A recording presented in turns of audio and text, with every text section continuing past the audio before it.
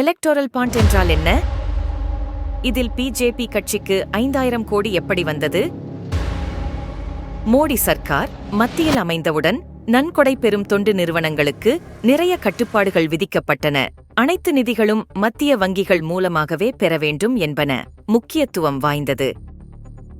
அரசியல் கட்சிகளுக்கும் இது பொருந்தும் என்பதால் அனைத்து தனிநபர் மற்றும் பெரும் நிறுவனங்களும் பாரத ஸ்டேட் பேங்க் மூலமாக எலக்டோரல் பாண்ட் எனப்படும் பரிவர்த்தனை பத்திரம் வங்கியில் 3 மாதத்திற்கு ஒரு முறை விற்பனைக்கு வரும். இவ்வாறு பெறப்பட்ட பாண்டுகளை தாங்கள் விரும்பும் அரசியல் கட்சிகளுக்கு வழங்கலாம். கட்சிகள் பெறப்பட்ட நன்கொடைகளை 15 நாட்களுக்குள் பாரத ஸ்டேட் வங்கி மூலமாக தங்கள் அக்கவுண்ட்களுக்கு மாற்றிக்கொள்ள வேண்டும்.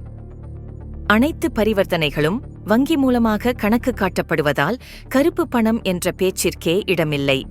இந்த பரிவர்த்தனையை 2017ஆம் ஆண்டு மோடி சர்க்கார் அமல்படுத்தியது.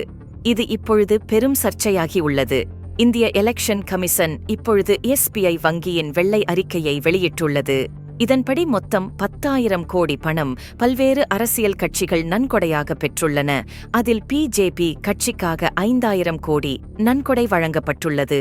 இரண்டாவதாக காங்கிரஸ் கட்சிக்கு சுமார் 1500 கோடி அளவிற்கும் மற்றும் தமிழ்நாட்டை சேர்ந்த திராவிடர் முன்னேற்றக் கழகம் சுமார் 500 கோடி அளவிற்கும் நன்கொடைகள் பெறப்பட்டுள்ளன.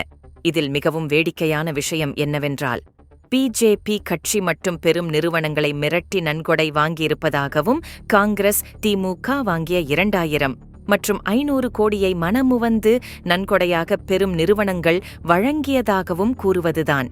இந்த சர்ச்சை ஒருபுறம் இருக்க, சமூக விரோதிகள் வாட்ஸ்ஆப் முகநூல் மூலமாக பாரத ஜனதா கட்சிக்கு களங்கம் ஏற்படுத்தும் விதமாக புல்வாமா தாக்குதல் நடந்து கொண்டிருக்கும் போதே HUP என்ற பாகிஸ்தான் நிறுவனத்திலிருந்து நன்கொடை பெற்றதாக தவறான பேடித்தனமான செயல்களை செய்து வருகின்றனர். உண்மையை நீங்கள் திரையில் காணலாம். அரசியல் மற்றும் பொருளாதார ஆய்வாளர்களின் கருத்துப்படி பொதுமக்கள் மற்றும் பெரும் நிறுவனங்கள் மோடி சர்க்காரை விரும்புவதனாலே அதிகப்படியான நன்கொடைகளை வங்கியின் மூலமாக வெள்ளை பணமாக பாரத ஜனதா கட்சிக்கு வழங்கியுள்ளனர். இதுவும் அந்த கட்சியின் வெற்றிக்குத்தான் வழி சேர்க்கும் என்கிறார்கள்.